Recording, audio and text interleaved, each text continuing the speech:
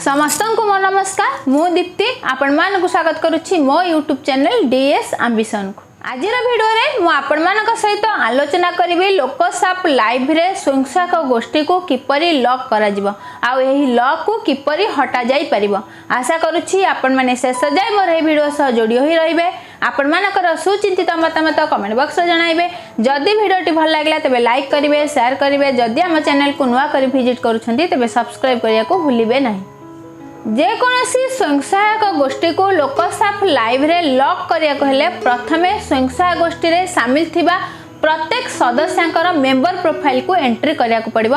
अर्थात सेही मेंबरकर basic details कोन, तांकर कांटेक्ट नंबर कोन, तांकर एड्रेस कोन, तांकर बैंक डिटेल्स कोन, से इंश्योरेंस केउ प्रकार इंश्योरेंस रे शामिल अछंती, जदि से कार्डर अछंती तांकर पूरा कार्डर डिटेल्स ता सहित एमआईएस आईडी पूरा कंप्लीट करिया को पड़िबो। समस्त मेंबरकर प्रोफाइल एंट्री हैला परे तो सही स्वयंसहायक गोष्ठीर प्रोफाइल को एंट्री करिया पड़िबो। जेपरिक सही स्वयंसहायक गोष्ठीर बेसिक डिटेल्स, तांकर प्रेसिडेंट सेक्रेटरी कांटेक्ट नंबर, तांकर सिग्नेटरी, सही स्वयंसहायक गोष्ठीर bank details, address, MIS ID समस्त डाटा को प्रथमे अपडेट करिया को पड़िबो। यहाँ पर ही लोकसाप लाइव रे स्वयंसहायक गोष्ठी को आमे लॉक करि परिबा। आ जेतेबेले थरे गोटे स्वयंसहायक गोष्ठी लॉक होई जिवो सेतेबेले जदि आपण चाहिबे सही स्वयंसहायक गोष्ठीर कोनोसी चेंज करिया को किबा डिलीट करिया को ताले आपण कोनोसी कार्य आउ करि परिबे ना। प्रथमे यह ब्लॉक रो बीपीएम मैडम किबा सार का द्वारा जेतेबेले अप्रूव होबा बा रिजेक्ट हेबो तापर आमे जाई एसएजी प्रोफाइल सिंक्रोनाइजेशन को जाई कि ही एसएजी रो स्टेटस को आमे अपडेट करि परिबा। जेतेबेले आमे अप्रूवल स्टेटस ऑफ रे क्लिक करिबा तो सेतेबेले आपण को ओके करिया को पड़िबो। जेतेबेले ओके करिबा सेतेबेले स्वयंसहायक गोष्ठी रिजेक्ट काहेकि होईछि यार कारण आमे जानि परिबा। जदि बीपीएम का द्वारा अप्रूव होइथिबो ताहले हमर सेही लॉक टी अनलॉक होई जिवो। ताहले चलंत एबे देखिबा किपरि लोकसाप लाइव रे स्वयंसहायक गोष्ठी को लॉक करा जाउछि। तो प्रथमे एमपिन दे लोकसाप को लॉगिन करिया को पड़िबो। तो जेतेबेले आपण लोकसाप को प्रथमे इंस्टॉल करथिबे आपण का मोबाइल सेतेबेले जो एमपिन देथिबे सही एमपिन की ही सर्वदा मन रखिया पड़िबो। तो जेतेबेले आपण सही एमपिन की दउछंती तो सेतेबेले आपणकर लोकसाप रो होम स्क्रीन ही शो करिवो। तो वर्तमान हमको एसएजी आइकन को क्लिक करिया पड़िबो। तो क्लिक जेतेबेले आपण करिवे समस्त एसएजी एठारे अल्फाबेटिकली शो करिवो। तो जो एसएजी को लॉक करियार थिबो प्रथमे सही एसएजी रो समस्त मेंबर प्रोफाइल एंट्री होइथिबा निहाती आवश्यक, नहले लॉक हेबो नहीं। यहाँ पर एसएजी रो प्रोफाइल को मध्य अपडेट करिथिबा निहाती आवश्यक। जेतेबेले आपण एसएजी रो मेंबर ता सहित एसएजी प्रोफाइल अपडेट करि सारिबे आ आपनकर जोंठी ठीक भाव में नेट आसुथिबो तो सेही स्थान रे ही आपण अपलोड करिवे ताहले जाई आपनकर एसएजी सहजरे लॉक होई पारिबो, नहले आपनकर नेटवर्क इश्यू मध्य देखा देई पारे।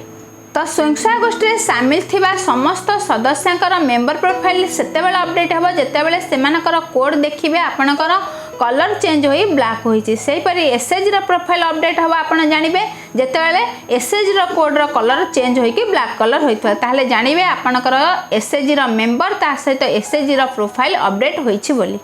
एबे जो एसएजी को लॉक करिवार अछि सही एसएजी रो जो राइट साइड रे 3 डॉट अछि तो सही 3 डॉट को प्रथमे क्लिक करिया को पड़िबो।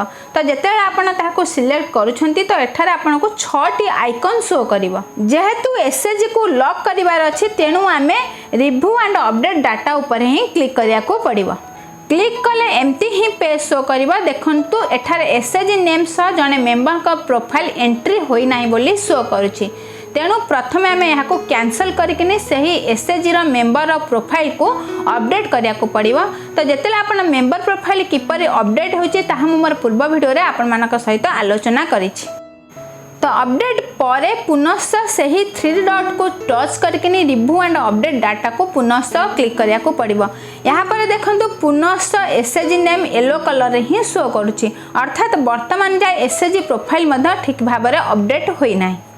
तेणु पुनः आमको कैंसल करके ही बैक को जीवा को पड़िबो। बैक को जाइए पुनः सही एसएजी रो प्रोफाइल को ठीक भाव में अपडेट करिया को पड़िबो। जेतेबेले आपनकर एसएजी प्रोफाइल ठीक भाव में अपडेट हबो सेतेबेले जाही आपनकर एसएजी लॉक होई पारिबो। तो एसएजी प्रोफाइल किपरि आपण अपडेट करिवे मु मोर पूर्व वीडियो रे आपण मानक सहित आलोचना करिछि। तो जितेबाला आपण एसएचजी अपडेट कर सारे पुनः आपण से 3 डॉट को टच कर रिव्यू एंड अपलोड डाटा को सिलेक्ट करिया को पड़िबो।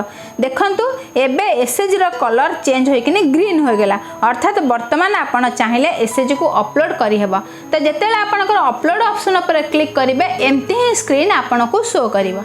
तो डाटा अपलोडिंग प्रोसेस कंप्लीट हेबा जाय ही हमको वेट करिया पड़िबो। ता पूर्व आमे कोनोसी ऊपर भी टच करिबा नाही। यहाँ पर देखंतु record added successfully for upload आसला, यहाँ को ओके करिया पड़िबो। तो ओके कले देखंतु आपनकर एसएचजी पाखरे गोटे लॉक चिन्ह हो जाछि। एसएचजी आ एसएचजी रे शामिल थवा समस्त सदस्य एठारे आपनकर लॉक हो गेले, अर्थात आपनकर सही एसएचजी रो कोनोसी डाटा को वर्तमान आउ चेंज करि परिबे नाही जे पर्यंत आपनकर ब्लॉक मिशन मैनेजमेंट यूनिट रो बीपीएम सर किबा मैडम आपनकर अप्रूव बा रिजेक्ट करि नाहंती। तो जिते बेले अप्रूव किंबा रिजेक्ट हेबो सेते बेले एसएचजी अनलॉक होई जिवो। जदि रिजेक्ट होइथिबो तेबे आपनकर रेड चिन्ह ही शो करिवो। तो आपण चाहिले डाटा डाउनलोड करि परिबे। यहाँ पर क्रॉस चिन्ह जो रही रेड कलर ता पर क्लिक कले काहे कि रिजेक्ट करिसंती सेथिरे आपण जानि परिबे। तो रिजेक्ट रो कारण जानी ताहाको पुनश्च ठीक करकिनी रिव्यू एंड अपडेट डाटा को सिलेक्ट करी एसएचजी को पुनश्च लॉक करिवे, जहा द्वारा कि पुनश्च बीएमएम द्वारा अप्रूव किंबा रिजेक्ट होई परिबो। आज भिडियोटी आपण मानकु केमती लागला निश्चित भाबे आपण मानकर सुचिंतित मतामत कमेंट बॉक्स रे जणाइबे। जदि भिडियोटी भल लागला तबे लाइक करिवे, शेयर करिवे। जदि हम चैनल को नुआ करी विजिट करूछंती तबे आगो को एही परि नुआ नुआ वीडियो देखिबा लागि आम चैनल को सब्सक्राइब करिया को भूलिबे नाही। समस्त को मो तरफ आम चैनल तरफ बहुत बहुत धन्यवाद।